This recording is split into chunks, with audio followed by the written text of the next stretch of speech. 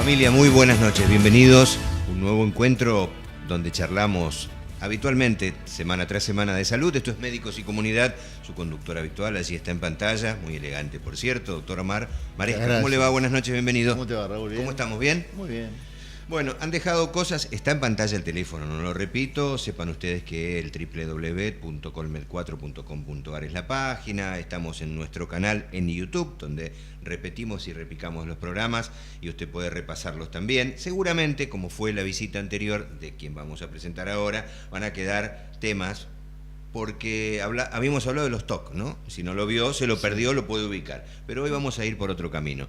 La doctora Mariana Tucci, hola Mariana, buenas noches, Hola, bienvenida, buenas noches, muchas gracias, gracias. psiquiatra. ¿Cómo está, Mariana? Lo hemos dicho, es integrante del Servicio de Salud Mental en los consultorios externos, lo marqué así, Omar, ya, Sí, quedó sí. del Hospital Intersonal General de Agudos, Eleva Perón de San Martín. El tema que desarrolla ya mismo Omar tiene que ver con algo, los trastornos, un trastorno esquizofrénico. ¿Qué es esto? Pensar, sentir, comportarse de manera lúcida.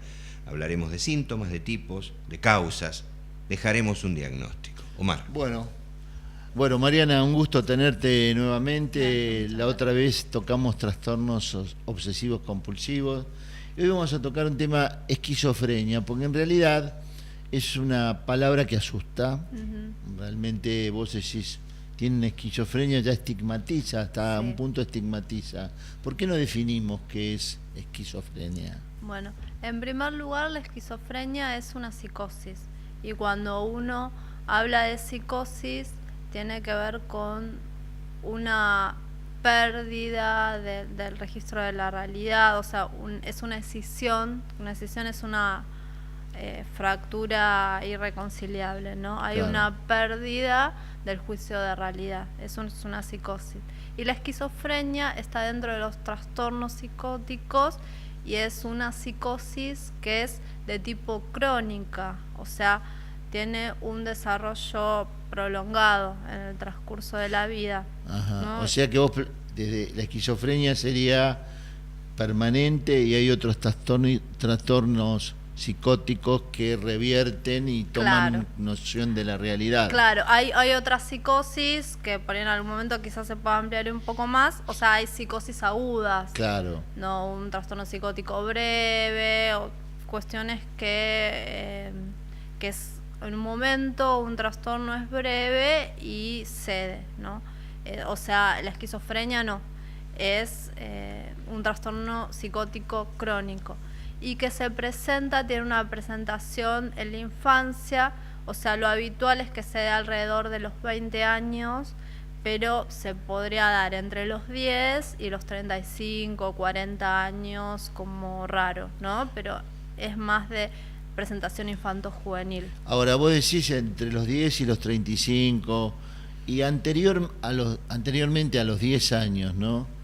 ¿Puede haber algún elemento que uno pueda decir, puede tener algún rasgo de este tipo que uno pueda identificar? Claro, hay lo que se llama una etapa prodrómica, Ajá. o sea, tiene que ver anterior al diagnóstico. Generalmente esto por ahí se ve un poco retrospectivamente, una vez Claro. que uno hace el diagnóstico, evalúa un pasa. poco la historia y son conductas que llaman la atención, pero que no es nada, o sea, característico que uno podría hablar ni de esquizofrenia ni de psicosis, como por ahí tener un humor depresivo, un aislamiento, suspicacia, que ser suspicaz es como andar sospechando de la gente, pero sin llegar a una ideación paranoide, o conductas bizarras, o vestirse extraño, aislarse.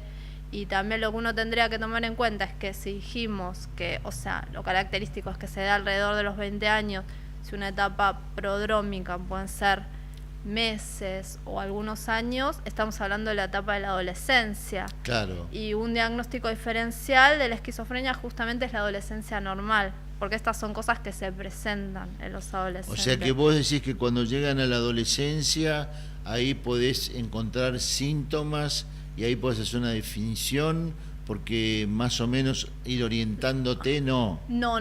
O sea, hay algún tipo de conductas, claro, algunos rasgos que, por eso digo que por ahí esto se ve retrospectivamente. Claro. Está bien estar atento, por ahí si un adolescente se aísla o uno lo ve como más depresivo, por ahí, o sea, consultar, pero uno no podría decir, bueno... No lo podría asegurar. Claro, no lo podría asegurar ni decir, esto va a seguir su camino hacia una psicosis. Pero preventivamente ayudaría que consulte y ayudaría en hacer una terapéutica. Claro, porque puede ser.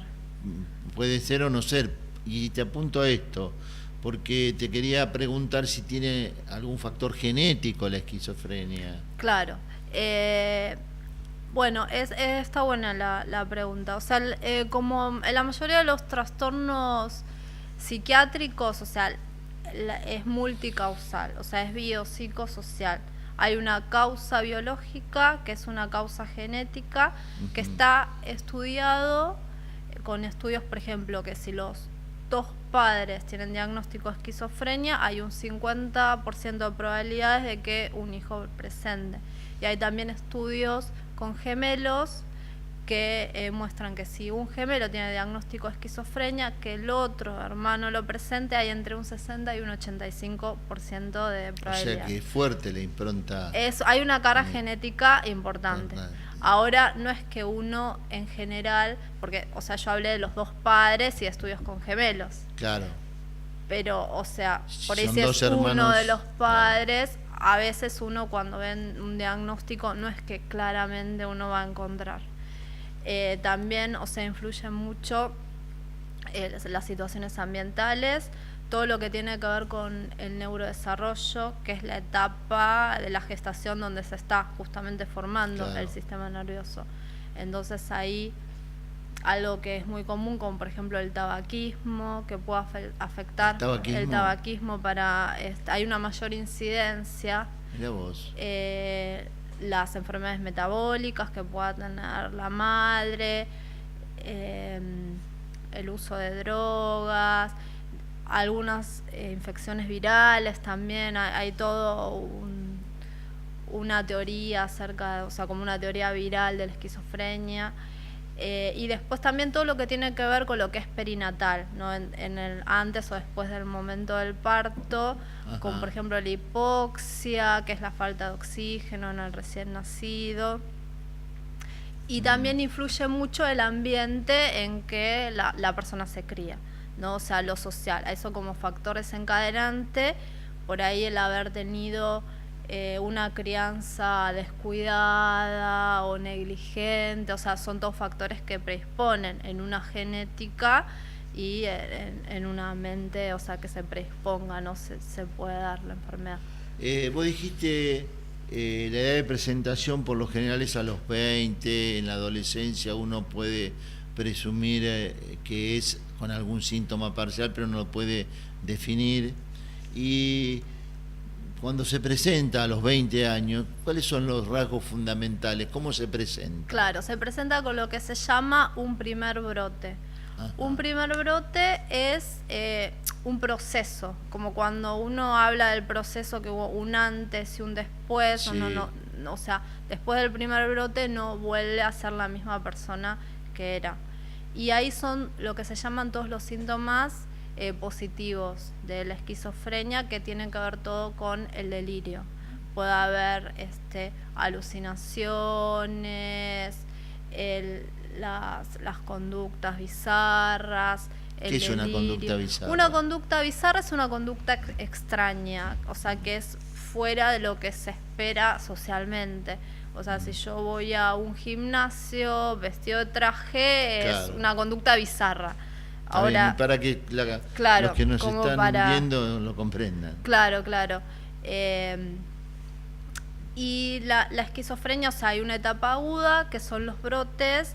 Es una enfermedad, como dijimos antes, que es crónica, que va evolucionando por brotes, y hay etapas interbrotes, o pueden ser etapas de latencia, donde los síntomas psicóticos no son tan claros, pero después de cada brote, o sea, va quedando un defecto en el paciente. O sea que puede estar no normal, obviamente, pero después de ese brote puede estar durante un periodo, no te diría normal, pero que bajen notoriamente esos rasgos, claro, y después aparecen, pero están latentes. claro, siempre. está latente. Si siempre hay, o sea, lo que se dice, queda un defecto, queda algo diferente en la personalidad, que puede ser en los pensamientos, en el comportamiento. O sea, por eso dije que después de un primer brote no vuelve a ser nunca la persona que era.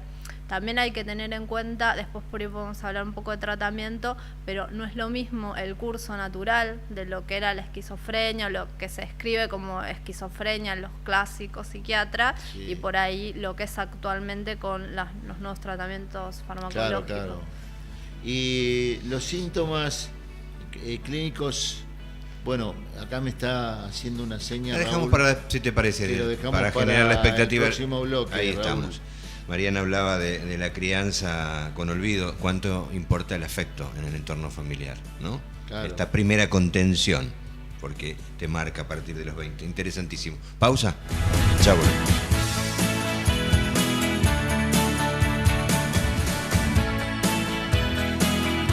Solo una pausa nos separó del primer bloque, la presentación del trastorno esquizofrénico, por dónde va, los síntomas, la manera de mostrarse, cómo contener, decíamos, ¿no? Con la doctora Mariana Tucci, Omar, entregamos este segundo bloque y un tema que tenías pendiente vos. Sí. No, estábamos hablando de los síntomas clínicos y vamos a seguir con los síntomas clínicos que presenta el paciente que padece esquizofrenia. Claro. Bueno, hablé un poco de los síntomas positivos y también claro, están lo que se llaman los síntomas negativos, ¿no? Que los síntomas negativos también se da en la esquizofrenia, que tienen que ver más con el deterioro que va dejando. Que ahí está, por ejemplo, el autismo o el aislamiento, la falta de cuidado personal. A veces esto se ve más en las etapas terminales, que uno ve como mucha falta en el cuidado, en el aseo del paciente, en la ropa. Y después también algo que se da, que es el aplanamiento afectivo. Un paciente esquizofrénico más en una etapa terminal, el afecto está mucho más aplanado, ¿no? O sea, que pierde el afecto. Pierde el afecto, claro. A veces uno por ahí habla con algún paciente, está contando algo muy grave, como por ejemplo la muerte de un familiar, de la forma como yo puedo describir que hoy me peiné antes de venir. Exacto. O sea, con falta de sentimiento. Que esto, por ahí en el momento de los brotes, muchas veces los sentimientos están como exacerbados, en lo que según también lo que tenga que ver con el delirio. ¿Y puede tener alucinaciones? ¿O qué son las alucinaciones? Claro, bueno, las alucinaciones son muy comunes en la esquizofrenia, se dan mucho más que nada en las etapas agudas o en los brotes. Sí. Una alucinación, para entender lo que es, o sea, una percepción sin objeto. O sea, percibir algo cuando no hay ningún objeto. Por ejemplo, es diferente de una ilusión. Quizás una ilusión puede ser que uno de lejos, un árbol, piensa que hay una persona y cuando se va acercando se da cuenta, lo puede corregir. O sea, ahí hay un objeto. En cambio, la alucinación es percibir algo con cualquiera de los sentidos sin que haya un objeto. Y las alucinaciones, o sea, varían según el sentido que afecten. Por ejemplo, puede ser alucinaciones visuales, que son muy raras en la esquizofrenia. Las más comunes son las alucinaciones auditivas, ¿no? Escuchar, que pueden ser simples, escuchar voces, o escuchar sonidos, o escuchar que los llaman. Y están las alucinaciones más complejas, que se dan muchas veces en la esquizofrenia, que son voces que hablan o hablan a uno, o incluso que comentan entre sí, o voces que describen continuamente lo que el paciente está haciendo. O sea, es bastante molesto para la vida de un paciente que uno está haciendo algo y una voz continuamente solamente describiendo lo que hace. O a veces las voces, bueno, los llevan a cometer actos Que más dan órdenes. delictivos o autodañarse, claro, que dan órdenes. También hay alucinaciones que tienen que ver con el sentido del tacto. No son alucinaciones sinestésicas. Por ejemplo, sentir algo en alguno de los órganos o la falta de algún órgano, o sentir que mis pulmones están muertos, mi corazón no funciona. Son, o sea, como en general son de origen más delirante. Claro. Y algo que también se da en la esquizofrenia es lo que se llama pseudoalucinaciones. Que una pseudoalucinación es algo que está fuera es un error sensorial, algo que está fuera del campo de los sentidos. Por ejemplo, si yo digo, estoy viendo a una persona atrás mío, eso, o sea, escapa a lo que puede ser mi campo visual. Exactamente. Entonces es una pseudoalucinación. Y estas son muy comunes en la esquizofrenia, como por ejemplo lo que tiene que ver con escucho voces en mi cabeza, o escucho voces desde Mar del Plata que me controlan, o lo que tiene que ver con los delirios de influencia, del robo de pensamiento. Estos son mucho más comunes, o sea, y se da mucho en la esquizofrenia. Hay varios subtipos de esquizofrenia, pero antes de ir a los subtipos, me gustaría que habláramos un poquito del tratamiento, porque dijiste que hay un tratamiento que puede, no te digo que cambiar la enfermedad obviamente, pero que puede contener varios de estos síntomas. Sí, o sea, hay múltiples tratamientos. Algo que hay que tener en cuenta, yo hablé un poco de lo que es, o sea, el curso natural de la enfermedad, que sin es tratamiento. Sin tratamiento, claro. Y ahora se habla mucho en los tratamientos psicofarmacológicos de la neuroplasticidad. La neuroplasticidad, o sea, contrario a lo que se pensaba antes, el cerebro, o sea, es plástico en el sentido, uno por ahí pensaría en rígido, pero es todo lo contrario, cambia. El cerebro, Ajá. o sea, la arquitectura del cerebro cambia tanto con lo malo como con lo bueno, digamos. O sea, está demostrado que con el aprendizaje cambia la arquitectura del cerebro. Y, o sea, lo mismo pasa con los trastornos psiquiátricos, como por ejemplo la esquizofrenia. El curso natural, o sea, lo que es el deterioro y toda la alteración que hay en la esquizofrenia, la dopamina, los neurotransmisores, eso va generando daño cerebral. Entonces, cuando uno más prematuramente hace un diagnóstico y empieza un tratamiento, o sea, es menor el daño que va dejando, ¿no? Y hay estudios con imágenes que muestran cómo es... ¿Qué tipo de imágenes se hacen para esos estudios? Son tipo SPECT, imágenes de áreas claro, específicas de áreas, del cerebro. claro, específicas del cerebro. Entonces, o sea, se ve cómo evoluciona, o sea, hay imágenes de personas que no tuvieron tratamientos, cómo fueron evolucionando y cómo evoluciona con mucho menos defecto las personas con tratamiento. Y bueno, dentro de tratamientos, o sea, son lo que se llaman los antipsicóticos, que hay diferentes, ¿no? O sea, para cuestiones que son más leves, para casos más graves, o sea, también tiene que ver mucho con hacer un diagnóstico, con el tipo de esquizofrenia que tenga, y a veces también tiene que ver con cuestiones particulares. Hay personas que responden a algún tipo de antipsicótico, hay algunos que se dan mucho, otros que no tanto, algunos que por ahí abarcan más los síntomas positivos. Por las variedades de síntomas y el comportamiento de la enfermedad, el tratamiento debe ser individual, como en todo paciente, pero en este caso más individualizado y específico para cada uno de ellos y ver la evolución. Claro, seguro. Y la respuesta que tenés es buena en muchos de los casos de la terapéutica que se está realizando.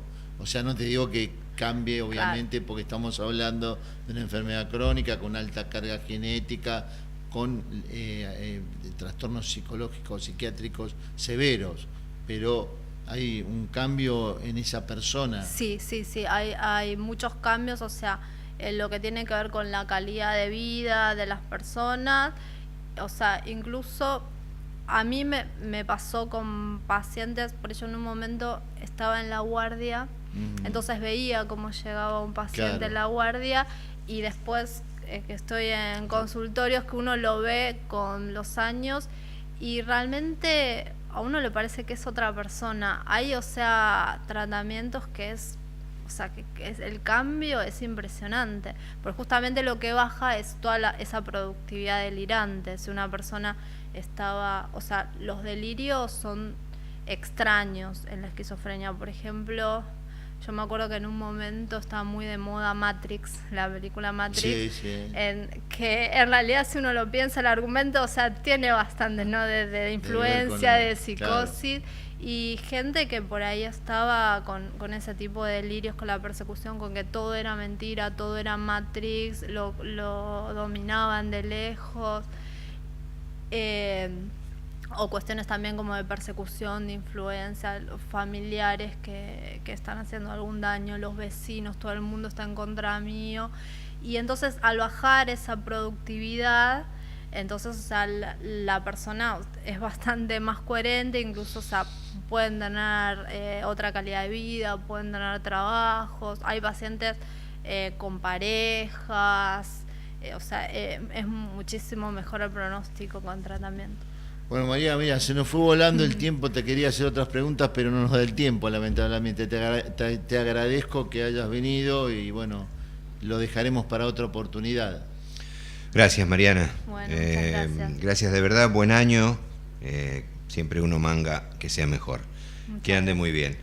Cariños al doctor Rubén Tucci, de parte nuestra y de este humilde programa de televisión. Doctor, Maresca la semana que viene, por cierto.